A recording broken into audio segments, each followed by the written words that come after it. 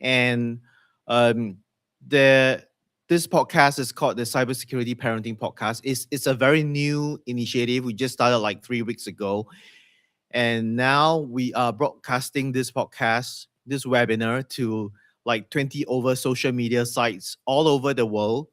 And in addition to that, we have two more new podcasts. One is, of course, the HLM podcast. And apart from that, this podcast will now be aired on this segment will now be aired on future on Radio Future.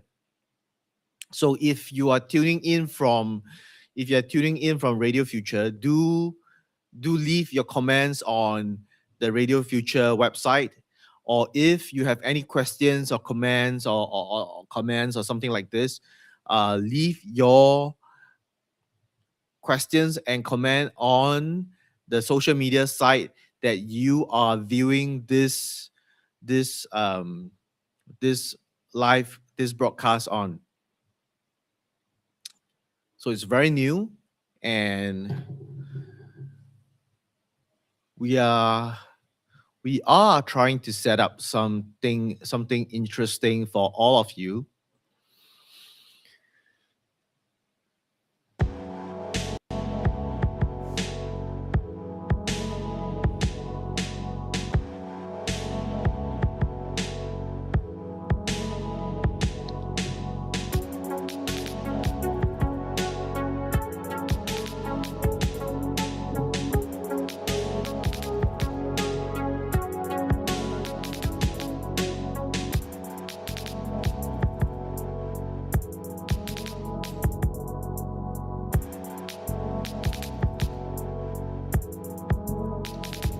So anyway, this thing is live, therefore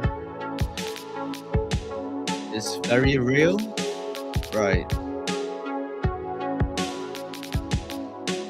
So what I want to do today, since it's a very late night show and it's being broadcasted now apart from broadcasting on our live channel on the different social media site, it is also being broadcast on Radio Future. That is a radio channel in New York City. And we will be going through the different news surrounding cybersecurity. And because of the focus in this channel, right, we will be going through some news in technology as well. Now let me just see what's the latest and interesting news that we can go through together. So this is broadcast to 20 plus social media sites, and now is part of a show, part of the segment is a segment within Radio Future. Radio Future is a radio channel network that is based in New York City. It focuses on technology. So I'll just, provide some news on technology as well. Right, let's see what's the latest. Any interesting news out there? No D4 launches a new family hub.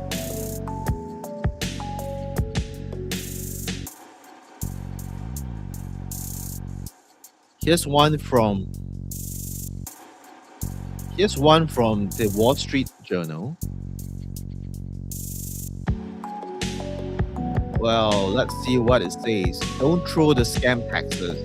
You're only helping the scammers.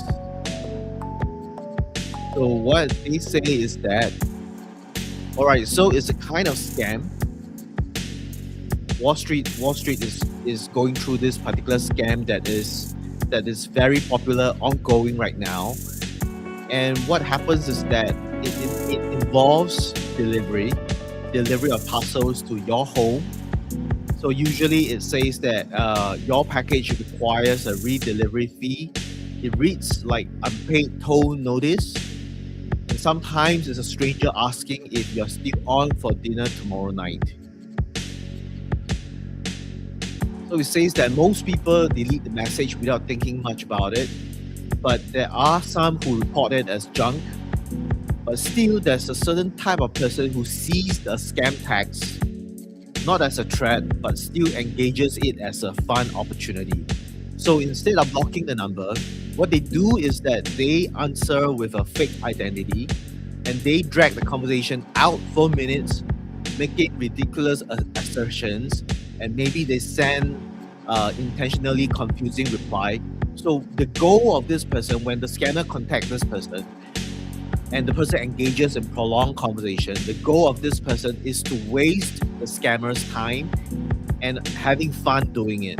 So it's very common in entire Reddit forums, and it's very common in YouTube as well, YouTube channels, and they're devoted to what is called, this trend is called scam baiting, that is intentionally engaging with scammer to frustrate or to troll them. So this has become very popular, but the problem is cybersecurity researchers, they say that your trolling may be giving the scammer exactly what they want. So what cybersecurity researchers claim is that it seems innocent that you're playing around, fooling around with the scammers, but what you don't know is that you don't know what is happening in the background.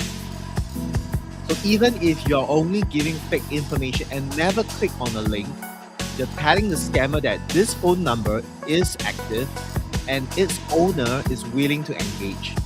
So therefore, it puts your number up for sale on the dark web, providing fresh meat for other scammers. So the professional gangs who operate this kind of scam, they may not hit up your number again for weeks or even months, and you may even not fall for the next one. But there come a time in a few months' time when your guard is down and you're in a rush, you click on, say, reset your password, you click on an SMS that is sent to your phone number. So it says reset your password. And once you click on the password, once you click on the malicious link that is embedded on the SMS, what happens is that usually the scammer will take that opportunity to install some kind of suspicious link on your phone, and that enables them to spy on you through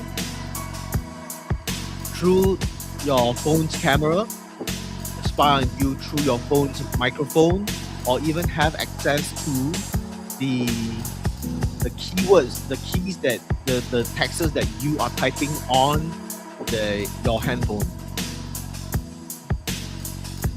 So this is a new way that scammers are trying to verify whether or not they can engage in this number.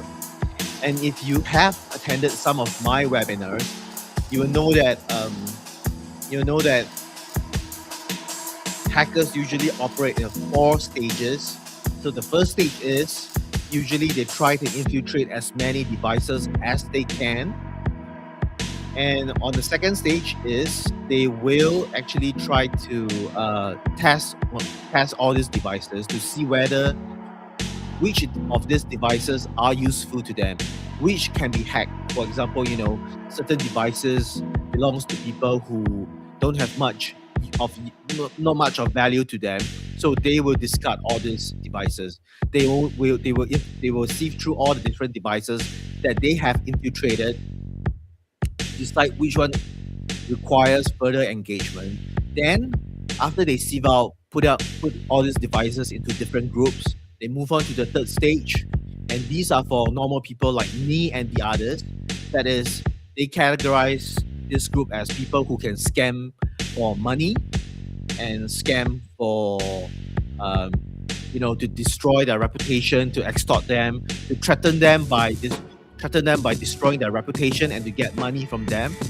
Then falls on to the fourth group, that is to blackmail them, and hopefully to blackmail them for the rest of their life, so that they can do something for them in return.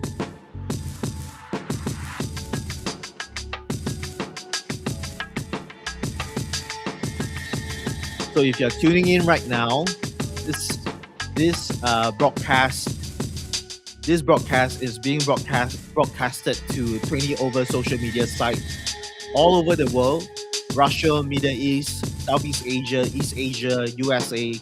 And this particular segment is being broadcast to Radio Future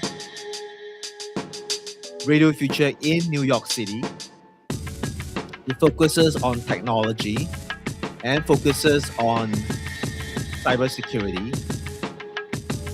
It used to focus on just on cybersecurity and parenting, but now since it has become a segment on Radio Future, so it will talk a little bit about technology in general. Now here's a new one. It's the latest news from United Kingdom. It says that I'm a cybersecurity expert, but my daughter won't have. And he says that he's a cybersecurity expert, and he shares his opinion about his thoughts on cybersecurity and why his daughter won't have social media until she's 16 years old. That's a bit harsh, that, because a lot of kids right now all over the world, they have access to social media even at a young age of 9 years old. But that's the challenge, because at 9 years old, you don't really know about the dangers that is lurking behind, the internet facade. So let's hear about what this person thinks, okay? So what he claims that this cybersecurity expert, what he says that if you knew what I know, you probably would prevent your child from having social media until she's 16 years old. So he says that companies are spending billions of dollars protecting companies from cyber attacks, frauds, and so on. Businesses have security teams and monitoring systems, but when it comes to children, we just give them smartphones and unrestricted access to platforms that are filled with predators, scammers, violent pornography, blackmail gangs, and algorithms designed to keep them psychologically dependent from the moment they wake up to the moment they fall asleep. So what he claims is that now we are protecting corporations better than we are protecting our own kids. And he says that the government in United Kingdom is beginning to acknowledge the scale of the crisis. So there are actions on social media restrictions for under 16s, and it's going to come this year. And it's going to come in the form of stronger age verification and wider online safety measures. And so what happens is that it's not just on social media site, it's even on gaming platform as well. So what happened earlier in Indonesia was that the government actually required the gaming platform Roblox to do some form of verification. And this verification is to ensure that those people who are registering for an account on Roblox and claim that they are 16, they really must be 16. So Roblox require these accounts that stated that they are under 16 to have video selfies taken in order to verify that these accounts are people who are really under 16, because of issues like fraud, adults acting as 16 years old, acting as fraud, and they acting as fraud, and then they will be there are some sexual predators as well, acting as young children, trying to trick children on Roblox. So there are some of these cases going on. So now Roblox, they have implemented this new verification stage that requires account users under 16 to verify through video selfie that they are really under 16. But then again, there are many ways to trick this kind of verification system as well, because as we see on this China's platform, there are a lot of filtering technology that allows people to change their look it's so good that you won't even know that they can change from a young kid to older adult to young kid, and from someone who don't look at all like what they are portrayed online. It's totally different personality, totally different appearance, and these technology enable them to bypass a lot of video verification, like like what is implemented by Roblox. So there's a lot of this kind of things going on, and regulators in Indonesia, they are concerned about the storage of all this video selfie. What if they leak and so on? So what Roblox does is that they say that this video selfie will be stored just for the sake of verification, and after the verification is done, they will be deleting all these videos.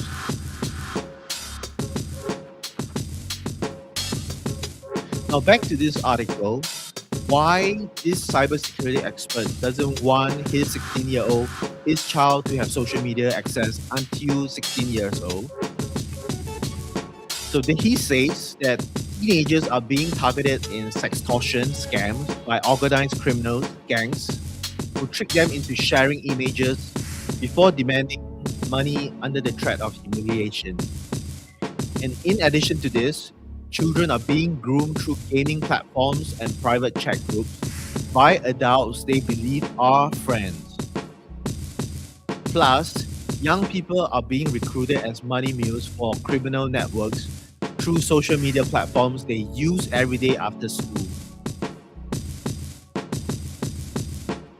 So the thing is being made worse by artificial intelligence. And he said that criminals now can clone a child's voice from a few seconds of audio and to create fake video calls that look real and generate explicit imagery from innocent photographs and build convincing fake identities in seconds. So the old warning signs that people relied on are disappearing fast. So it's saying that, the entire digital landscape is becoming so dangerous. But the thing is that, a lot of cybersecurity experts, they are recommending people not to pick up calls at all.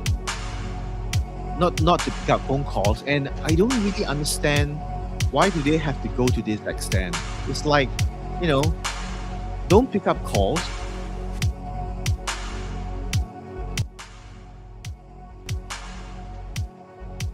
Why are you so afraid of, getting people to not pick up calls, right?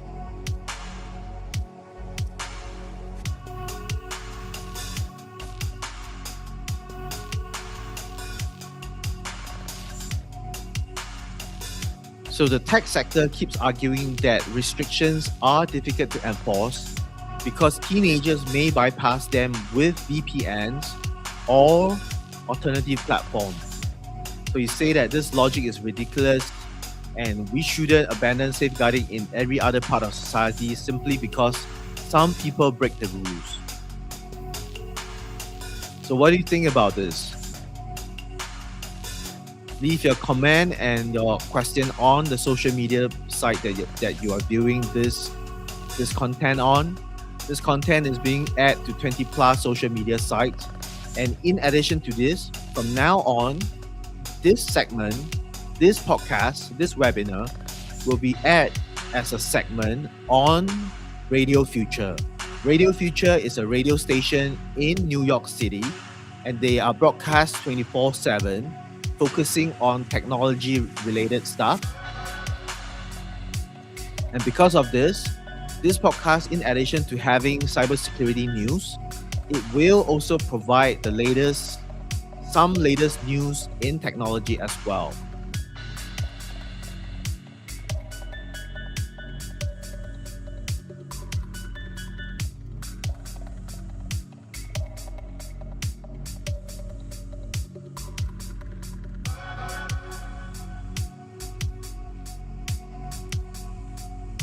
Now let me just look through if this is good to share. It says that the same data out there about you can also be used against you, and now it is being used against you.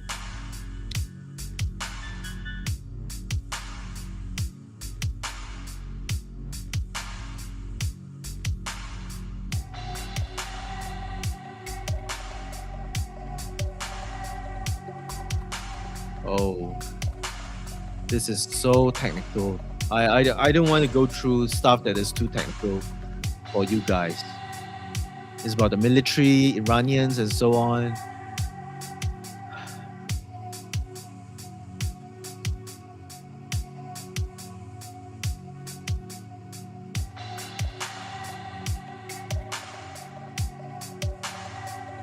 This is a news from Bangkok.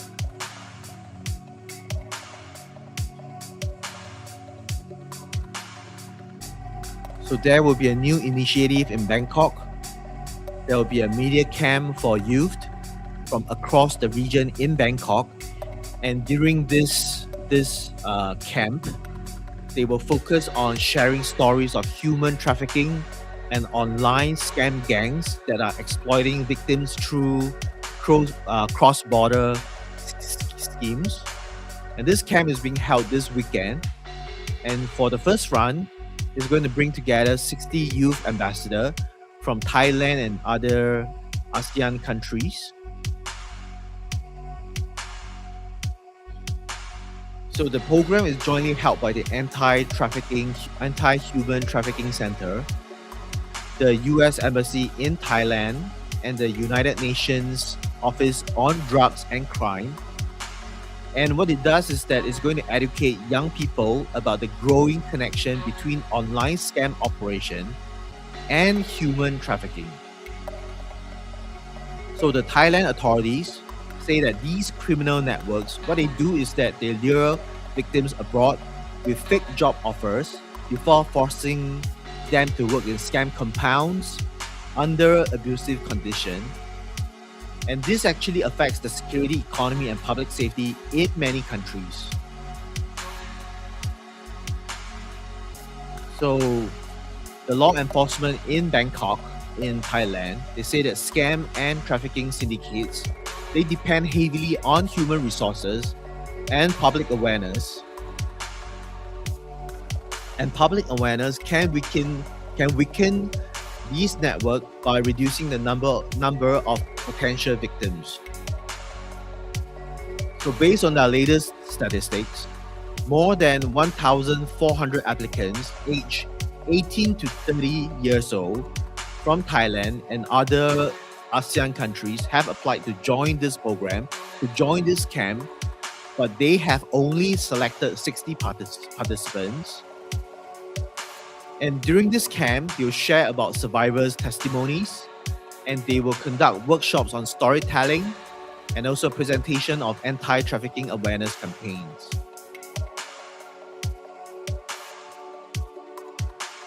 So that's what's happening in Thailand. They're actually organizing all this kind of awareness camp to drive awareness about human trafficking, online job scams, and so on.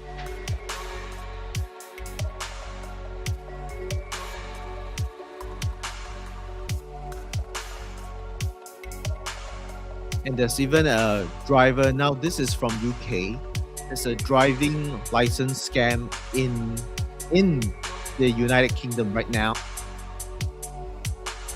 I'm gonna try to get this page loaded so I can share with you exactly what they are trying to say.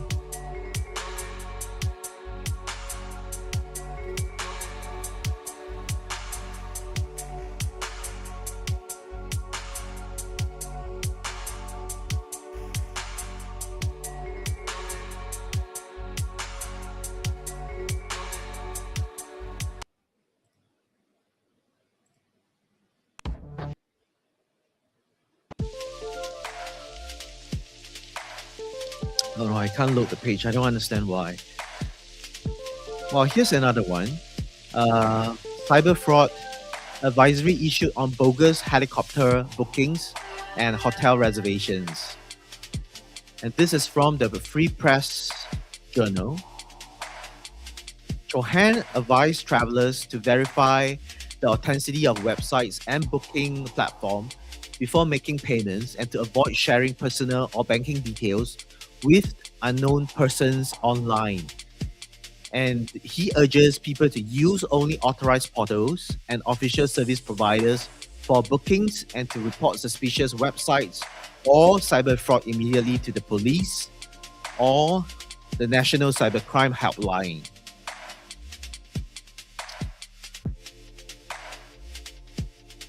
This is from India.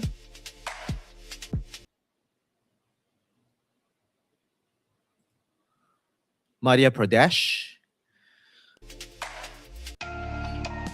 So there's this place. It's called the Char Dham Yatra, and it's attracting thousands of pilgrims.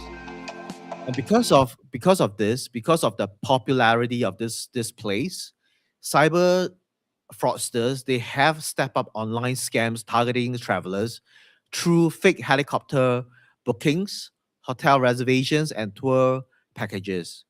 Well, I can see this happening in a lot of places because there are a lot of places, popular tourist destination that attracts a lot of thousands of people visiting that place. And fraudsters they can easily set up online scams to target travelers that are traveling to all these popular places like different tourist places in Australia, Japan, and so on.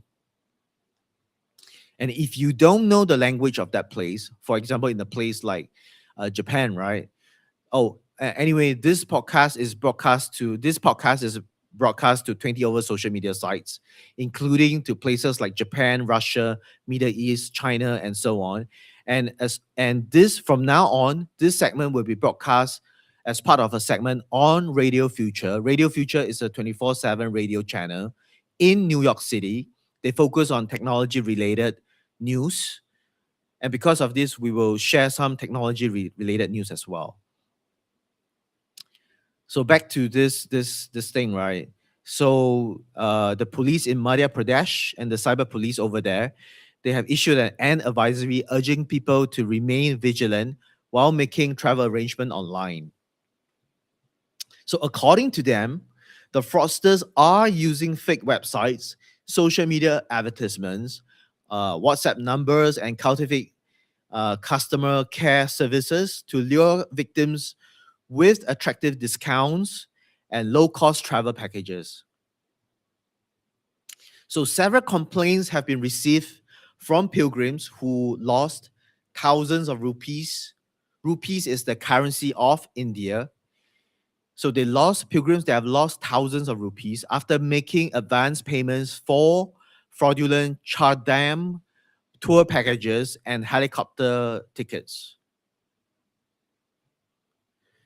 So the police force in Madhya Pradesh, they are advising travelers to verify the authenticity of websites and booking platforms before making payments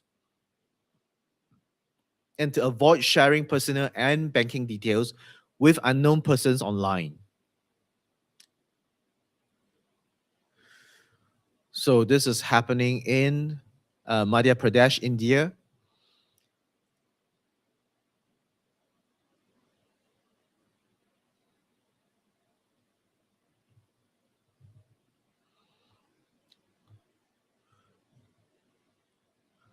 Well, I'm like browsing through the different cybersecurity scams related news, and there's like 20 over listings, and one glance, there is so many cybersecurity news that is coming out of India right now.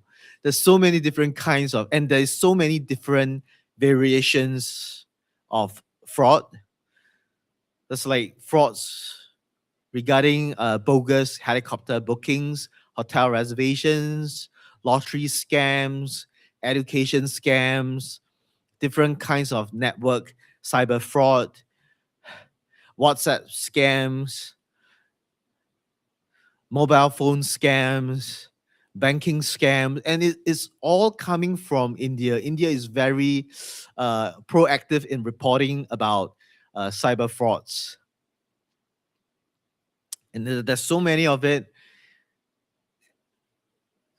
and it's very difficult to choose one to share with our listeners. Oh, there's one interesting one. They say that this one is about Japan's online romance scam.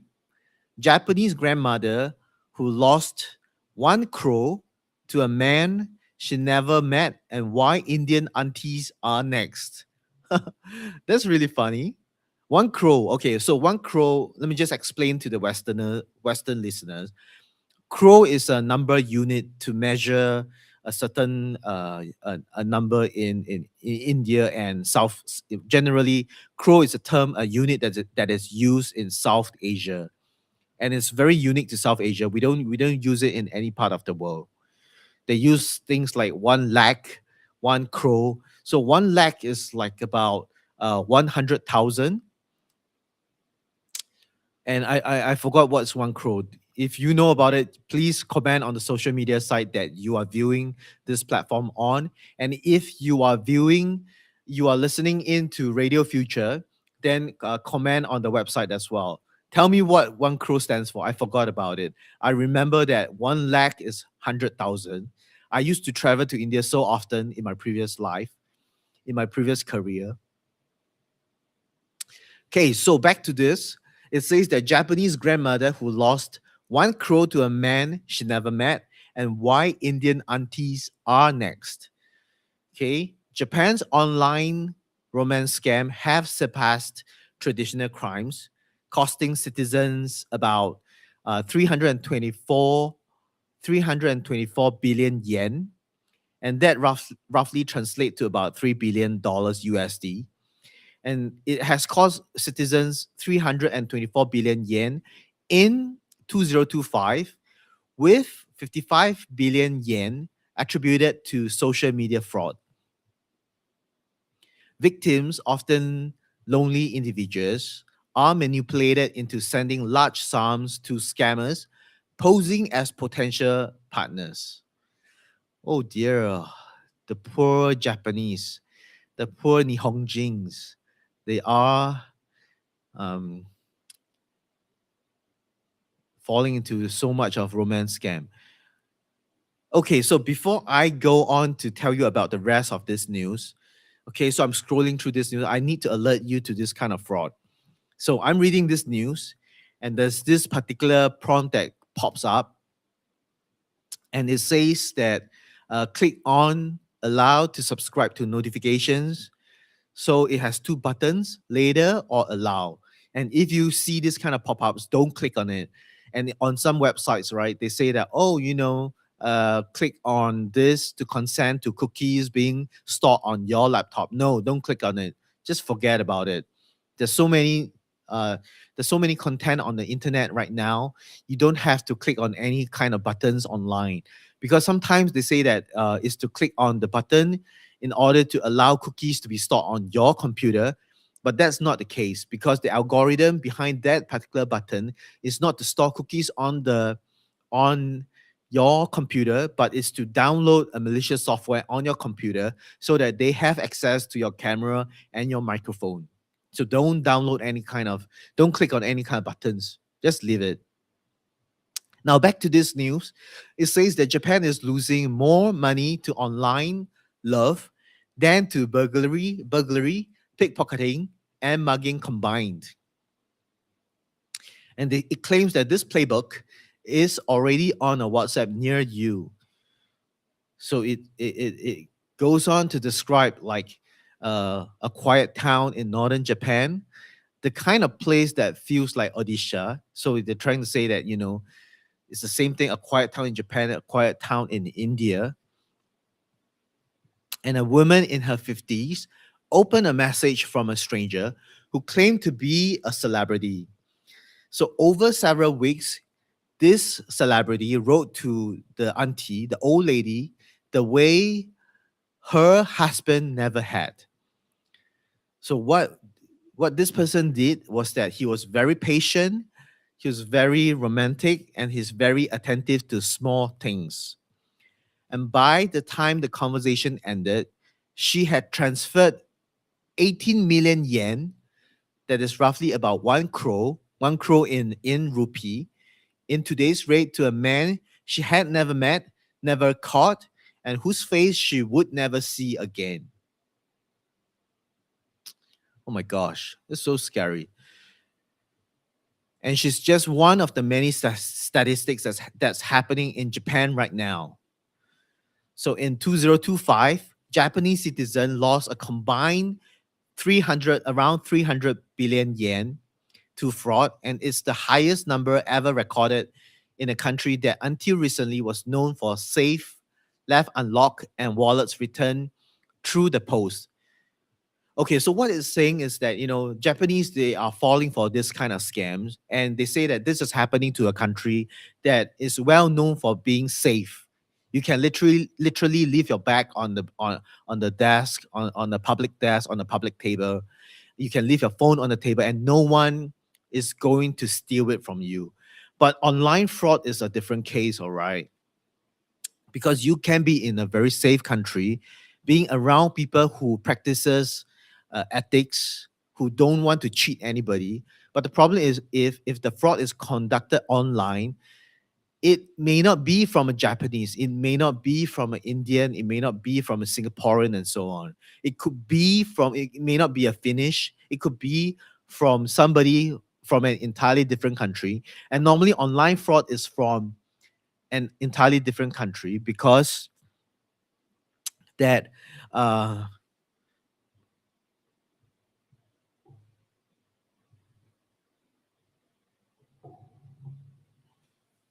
oh, wait a while.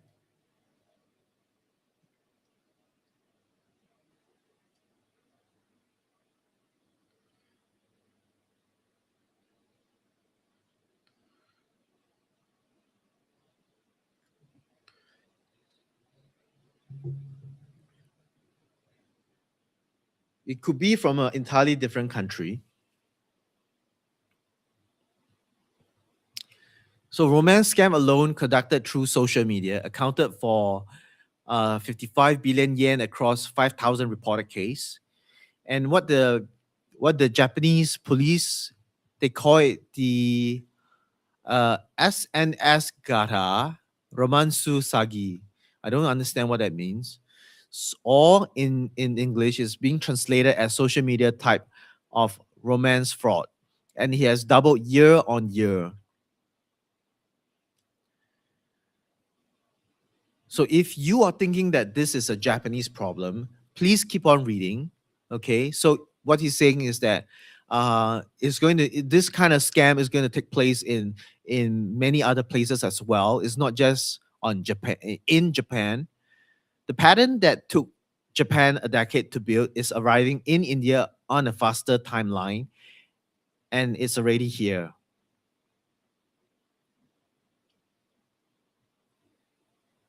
So it goes on to explain about how the scam works. It's telling us to forget about the old stereotype of the Nigerian scam, like a Nigerian prince in a misspelled email. It says that the modern romance scam is patient, literate, and uses photographs of real people, often models, soldiers, or doctors, scraped from Instagram or LinkedIn. And it begins almost always with a wrong number message. For example, hi, is this Rahul? Sorry, I think I added you by mistake. Are you from Mumbai? Then from there, a conversation starts. So he is courteous. He asks about her children, and he remembers that her mother has a knee problem. So within a few weeks of trying to romance the lady, he becomes the person that the lady speaks to most in a day. So what he does is the scammer does is that he preys on lonely Japanese female and preying on her loneliness and trying to speak to her the whole day, trying to be as endearing as possible, trying to be as intimate as possible. All this in order to gain her trust. And finally, when she gains her trust, he asks her, tells her that he is in some kind of problem and he wants her to transfer some money to him. So that's how the scam takes place. So he never asked for money immediately. And that is the trap that people have prepared for. So, everybody knows that, if you suddenly ask money, then this could be a fraud. But this scammer, he doesn't ask for money. Instead, he shares a hot stock tip that makes her profit on a trading app that he recommends, and then he tells her about the crypto opportunity open only to friends. Then after all this, he tells her that he needs a small loan because his shipment is stuck at custom and his millions in frozen overseas assets will be released any day. By the time she realizes what has happened, the app that she uses has vanished, the money in a mule account 3 countries away, and the man she fell in love with has never existed. So in November 2025, the Japanese police began investigating a case in which a woman is believed to have handed over 100 million yen, close to 5.9 crore, to fraudsters imposing as marriage prospect. So in a place called Fukuoka in Japan, a woman in her 40s, she lost 11 million yen to a man she met on a social networking app. And in one of the most talked about Japanese case of 2025, an 80-year-old woman in Sapporo was convicted by a fraudster claiming to be an astronaut trapped on a spaceship under attack who urgently needed money to buy oxygen. All right, I think that this is too much for me. How could anyone believe a fraudster who claims to be an astronaut trapped on a spaceship under attack, and that astronaut needs money to buy oxygen? Perhaps that person has watched too much anime. But then again, this victim is an 80-year-old woman in Sapporo, a Japanese woman, 80-year-old. So she could be, not in the right mindset. That is why she fell for this kind of trick. And what she did after she heard about this trick, this astronaut who needed money to buy oxygen, what she does is that she went ahead to buy 1 million worth of electronic money cards at 5 convenience stores and send him the codes. Astronaut, oxygen, convenience store cards. In the end, she sent him the money. So they say that it's not about intelligence. It's a story about loneliness.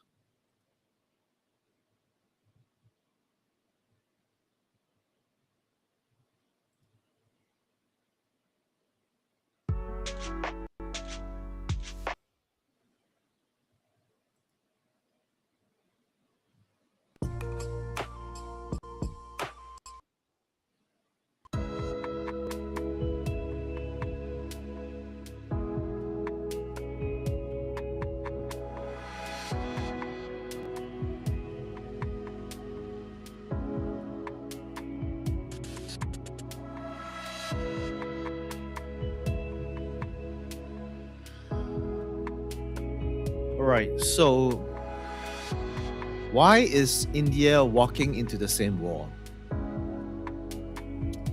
So he says that India lost about 22,000 crore to cybercrime in 2025. That's a 24% jump in case volume over the previous year. So investment scams dominated the loss, but romance-linked pig butchering frauds, where emotional trust is used to route victims into fake trading platforms, are the fastest growing category that nobody talks about at family dinners. The Indian victim profile is shifting in exactly the way Japan did 5 years ago, and Tier 2 and Tier 3 cities are now the front line. Broadband, smartphone penetration crossed 86% of Indian household in 2025, and the newest user, often women in their 40s and 50s in smaller cities, whose children have moved to metro or abroad are online in larger numbers than ever before, and they are least equipped to read the signals.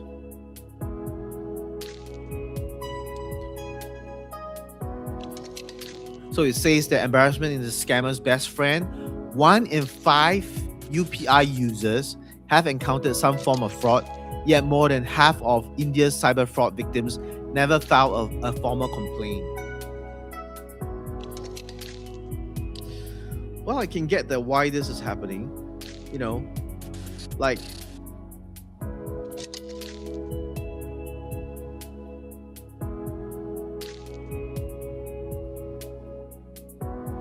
you know exactly why this is happening.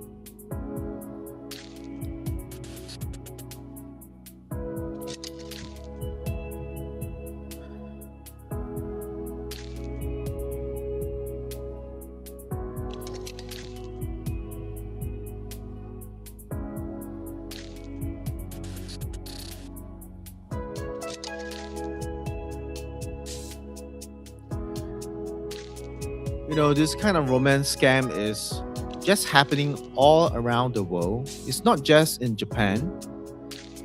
It's a very big opportunity for fraudsters nowadays, because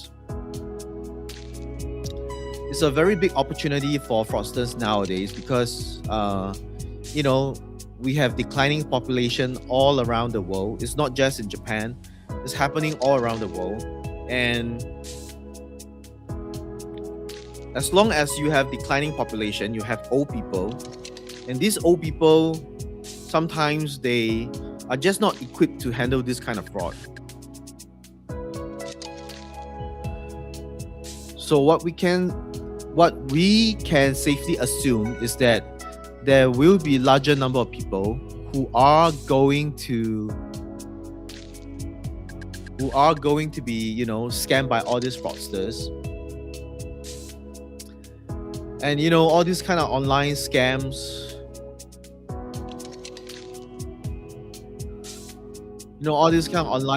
they will easily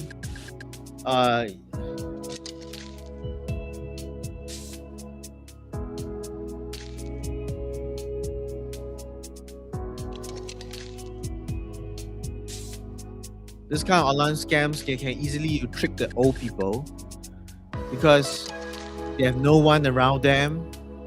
A lot of countries, they have declining populations. The younger generations, they are moving overseas. They are moving to places that have more job opportunities. So it leaves all the old people behind. And all these old people, all these elderlies, they are the perfect target for fraudsters.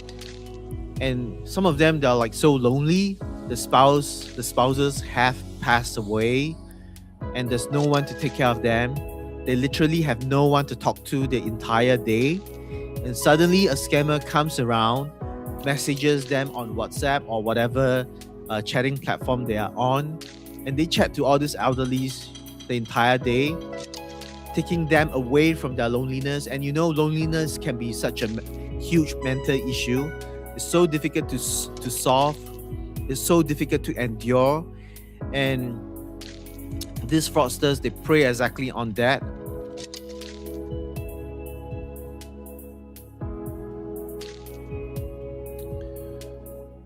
So when it happens, you know, they have no one to turn to. They turn to all these fraudsters, and these fraudsters, they easily gain trust in the people, and in the end, they transfer large money to all these people. So what they say is that the embarrassment are scammers' best friend. 1 in 5 UPI user encountered some form of fraud, yet more than half of Indian cyber fraud victims, they never file a formal complaint. The shame of being fooled, particularly in a romance context, particularly for a married woman or widow, keeps the cases invisible. So in Japan, the same silence delayed the national response by years.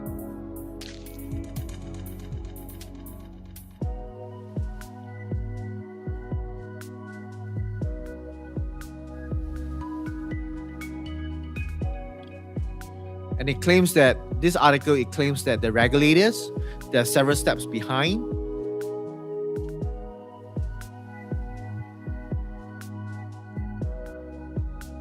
Because even though if they have blocked a lot of fraudulent transactions, which is an enormous achievement, but 28 lakh cases were reported in 2025. 28 lakh cases, which means that 1 lakh is about 100,000. So if it's 28 lakh, it means that it's about 3 million, 2.8 million cases.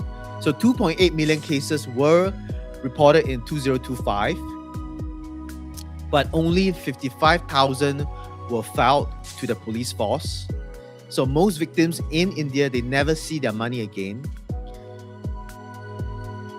So now it's explaining how does all these Japanese scams look like when it wears a sari.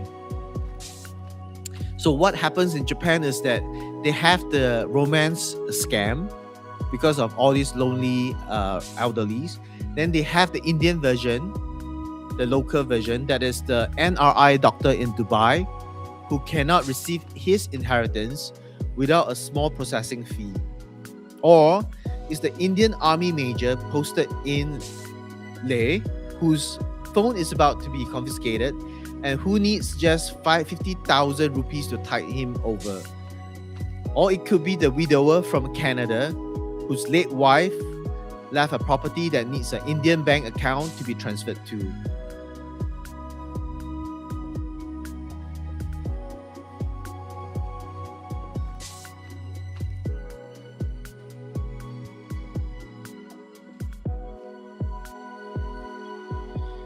So on the investment side, the TAL is a WhatsApp group.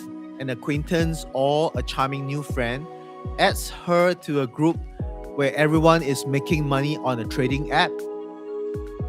So what they share on this trading app is daily tips, screenshots of profits, a mentor who takes personal interest, or a first small investment doubles, the second triples, and the third one is she borrows from her sister-in-law to put in.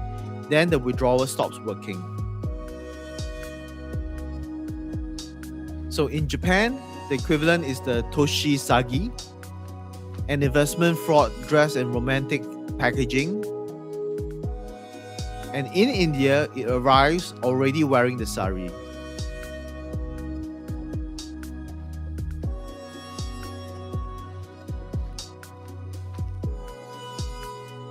So what gets written about cyber safety is useless to the people most at risk. So when, cybersecurity experts, they say that, oh, you should just use strong password and all these tips, it doesn't help someone who is like 50 years old, 60 years old, because no matter what password they change to, they have already fallen in love with a photograph.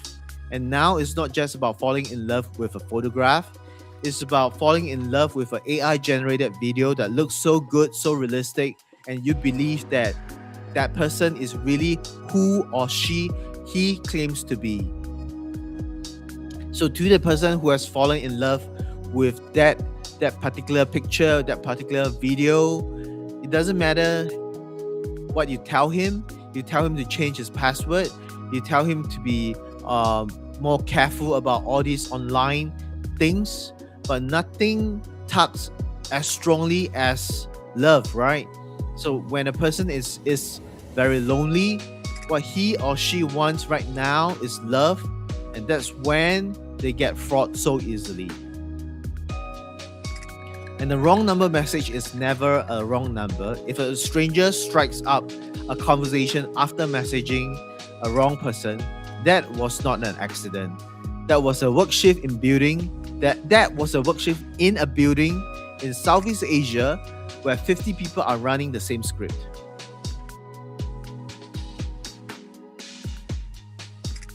If you have never video called a person, they are not real. But even if you have video called a person, they may not be real as well, because it's AI generated. There are AI generated technology that enables the fraudster to generate videos that look so real that's not them at all, but it looks so real, like another person, different appearance, and it looks so real, it looks so good that you have no choice but to fall in love with that person.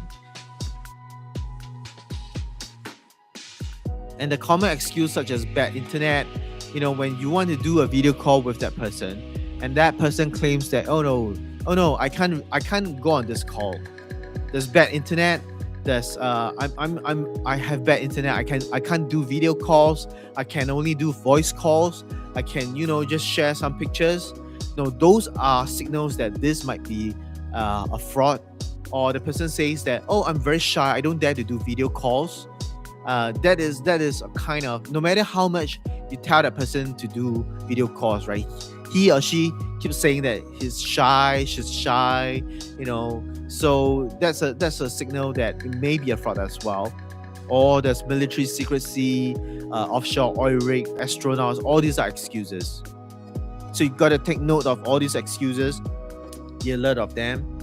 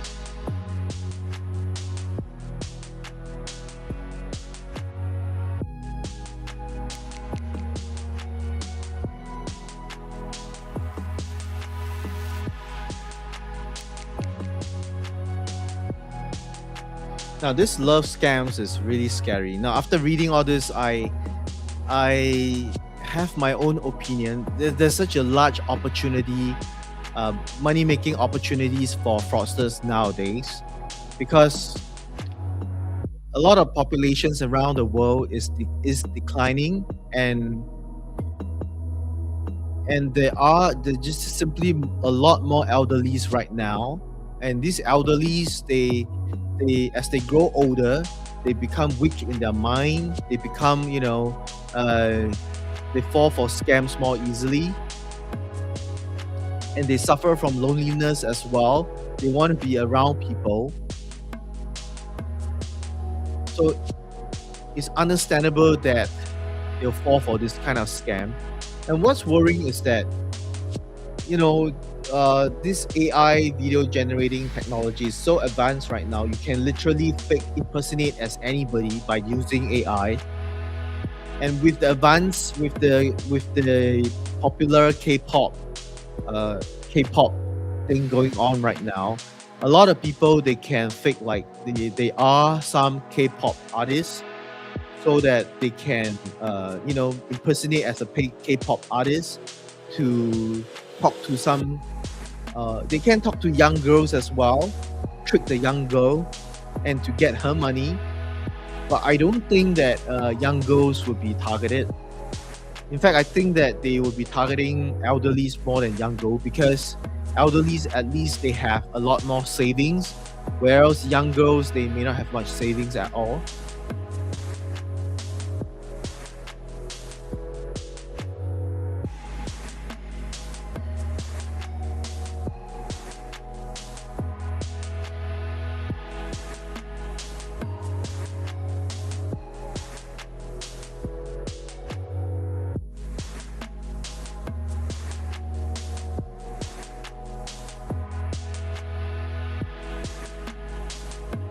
Let me know what you think. Let me know what you think on the social media site that you are viewing this content on. Let me have an idea of what you think about this kind of scam, romance scam.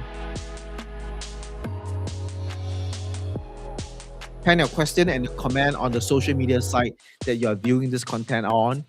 This content is being added to over 20 plus social media site, and it is now, from now on, it is going to be part of the as a segment on Radio Future. This is being broadcast live on Radio Future right now. Radio Future is a radio channel based in New York City, and they focus on providing the latest news on technology.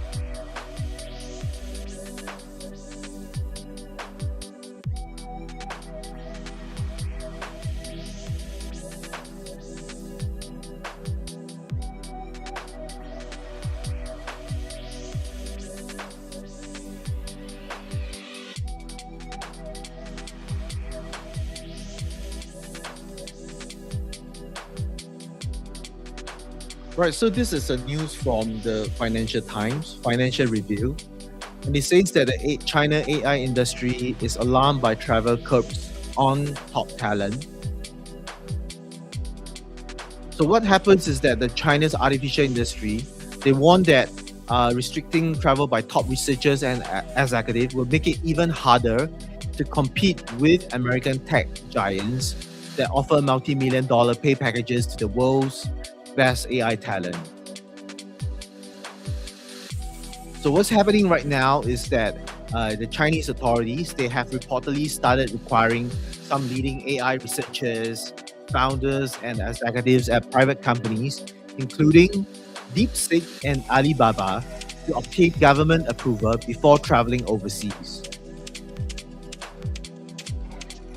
And this kind of measure, it was usually applied to senior state-owned enterprise executives and government officials and scientists in sensitive industries such as defense and nuclear technology. So they interviewed one executive in Hangzhou, one Hangzhou-based AI company, and he says that nobody is shocked, but a lot of people are disappointed because it helps to be connected overseas, and sharing ideas is the foundation of good science. But then, this move actually underscores, this article claims that this move actually underscored how Beijing increasingly views elite AI researchers as national strategic assets, as it vies with Washington to get ahead in this critical field. And they believe that this is going to be critical to two, economic growth, military capability, and national security. So what they're trying to do right now is that they actually want to prevent a brain drain of AI talents. So all these, executives and investors, they argue that China's emergence as AI leader has been built in part on decades of academic exchange and collaboration with leading Western research institutions. And many of China's top researchers train or work abroad before returning to mainland China. But this restriction, it risks making recruitment more difficult in an industry where Chinese firms already struggle to compete with compensation packages offered by leading American technology companies. So if there's a choice, one Singapore-based technology investor said, if there's a choice between working in US or working in China right now, young engineers or even older ones will probably still go outside of China because of the money. And that is because the top AI engineers in Silicon Valley command annual pay packages worth tens of millions of dollars. And this creates a very powerful incentive for Chinese researchers working overseas to remain abroad. So in 2025, reports emerged that top researchers recruited by OpenAI, Anthropic, and Meta platform, they were receiving compensation packages ranging from US 1 million to more than US 10 million annually, including equity. And besides this, OpenAI chief executive said that Meta had offered sign-on bonuses of up to $100 million to some of the industry's most sought-after AI researchers. Plus, Meta also reportedly lured Chinese-born Peng Ruomin, who led Apple's AI model team, with a compensation package valued at about US $200 million. So this Singapore-based technology investor said, if somebody is already in the United States earning that kind of money, they are probably staying there. But the industry concern in China itself, they have been heightened by Beijing's adverse reaction to Meta's US $2 billion acquisition of the Chinese AI startup Manus, founded by the entrepreneur Xiao Hong and the chief scientist Ji Yichao. So this deal that was announced last year, it actually sparked a fierce backlash among the policymakers in China. And they argued that China risked losing a lot of this important technology and talent to a foreign company. So earlier this year, Beijing moved to unwind the transaction. And according to reports by Financial Times and other media, the founders, the senior executives from Manus, they were prevented from leaving China while the authorities investigated the deal. And this episode actually sent a chill throughout China's startup community and reinforced perception that China was being increasingly focused on controlling not only strategic technologies, but also the movement of the people behind them. So they interviewed a partner with a Chinese law firm, and he said the origin of the technology, the location of the core R&D and the nationality, and the location of the founding team, historical China operation, data loss, and the process of offshore restructuring may now all become relevant in determining whether or not this belongs to the Chinese government. And in sensitive technology sectors, a deal may be reviewed not only as an M&A transaction, but also as a potential transfer of strategic technology, data, know-how, and national security sensitive capabilities.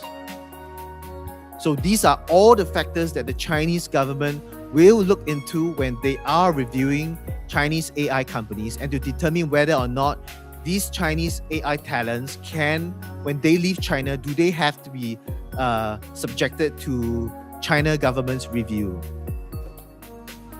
But in this report, it states that the roots of Beijing's concerns stretch back much further, because the Chinese officials, they have for years pointed to the 2018 detention of Huawei's chief financial officer, Meng, in Canada at the request of US authorities as evidence that senior technology executives can become entangled in geopolitical disputes. So this Meng from Huawei, CFO, spent nearly 3 years fighting extradition proceedings before being allowed to return to China in 2021. And this case in China has transformed her into a national symbol and heightened concerns in Beijing about the vulnerability of important business leaders traveling overseas. So that is why the Chinese government decided to have this travel control, and this sits alongside Beijing's broader push to attract global talent home. So over the past 2 years, local governments, universities, and technology companies, they have in China have been launching aggressive recruitment campaigns targeting overseas Chinese graduates and foreign trained researchers, offering generous salaries, housing subsidies, and fast-track residency arrangement. As of now, the official data shows that the number of overseas Chinese graduates returning home to seek work has reached an 8-year high in 2025. And in the Chinese technology community, they see a contradiction in encouraging the world's best researchers to return while making it harder for them to move freely once they arrive. And on one popular North American Chinese language internet forum, one user summed up saying that the brains of smart people, like the money of the rich, are state-owned assets. So the brains of smart people in China, the Chinese, and also the money of the rich Chinese, they all belong to the state. So this is what was claimed on a popular North American Chinese language internet forum. And individuals only keep them for the state. And the state has the power to reclaim them at any time. So this is what's happening in China right now. And this is reported on the Financial Review. What's your take on it? You can pen down your question and comment on the 20 plus social media site that this podcast is being aired on. And this segment is being aired on as part of the Radio Future radio channel based in New York City as well. Let us know your comment about this. Let us know any questions that you have. We'd like to know them about what you feel about the latest travel ban about China on the Chinese AI talent. Was it right for Chinese government to restrict the top AI talents' move after attracting them back to China again? Is that good for the Chinese AI talent in the long run? Will it hurt their recruitment of more AI talent in the future? Let us know your opinion about this. Now, the next one is about AFP. This is a very serious technology news for anyone who's interested in AI right now, because AI, it has become so expensive that a lot of companies, they are moving away from using AI, instead encouraging their software developers to use their own software skill to deliver projects right now. Because the AI cost is simply too much. And over in Russia's side, a lot of Russian companies, they are being prohibited from using AI services based from American companies.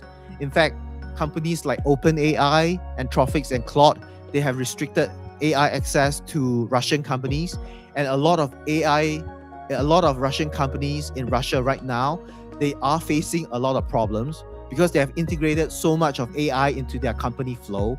And once these American companies restricted access to the Russian companies are now in a dilemma. They cannot deliver their projects and they have so much projects and contracts going on that needs to be delivered with the access to all these AI services. They cannot move on right now. They're facing so much problems right now, and they are trying to use VPN to circumvent the restrictions on Russia IP. But European countries, they are clamping down on VPN usage. And also American companies are developing new ways to clamp down on VPN usage as well.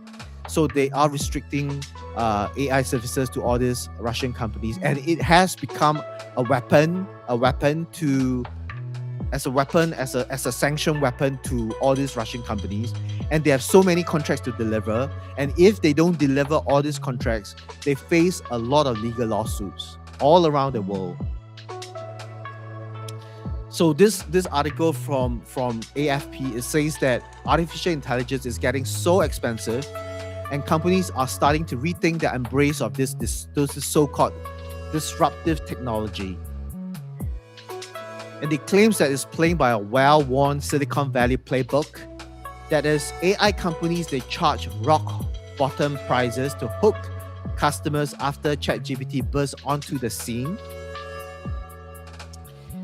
So they call it the era of subsidized intelligence, meaning that investors were basically footing the bill so that companies can offer AI on cheaply. But the tides are beginning to turn, and a lot of investors, they are warning right now that an era where big AI companies actually need to make money has begun.